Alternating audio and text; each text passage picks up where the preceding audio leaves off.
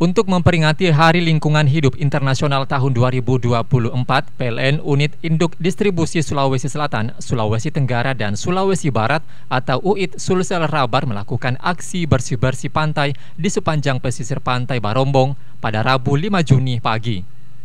General Manager PLN UIT Sulsel Rabar Muhammad Andi Adhaminurdin mengatakan gerakan Green Environment ini merupakan wujud distribusi PLN untuk menjaga kelestarian lingkungan di Sulawesi Selatan, terlebih untuk menjaga ekosistem pantai sehingga keindahan pantai bisa terjaga dan terhindari dari sampah.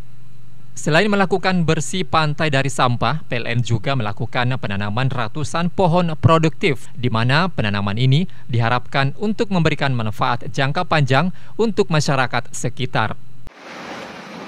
Ya, jadi kegiatan ini adalah memperingati Hari Lingkungan Hidup Sedunia, ya, di mana PLN Unit Distribusi Sulawesi Selatan, Sulawesi Tenggara, Sulawesi Barat melaksanakan Green Employee Volunteer ini ada di Pantai Barombong.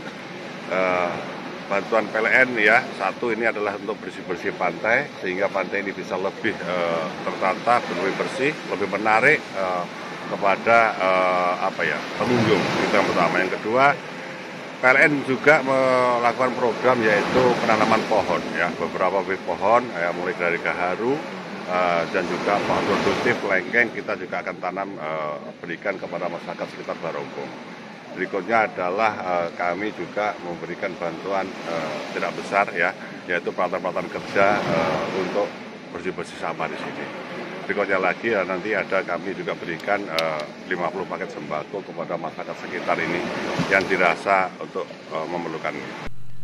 Ia menambahkan, peringatan Hari Lingkungan Hidup ini, masyarakat sekitar juga diberi pelatihan daur ulang sampah dan sejumlah bantuan peralatan kebersihan serta penyerahan puluhan paket sembako. Mulyadi, Fajar TV, Fajar Radio melaporkan. Terima kasih telah menonton. Jangan lupa subscribe, like, comment, and share. Saksikan terus informasi terbaru dengan menekan tombol lonceng hanya di channel Fajar TV.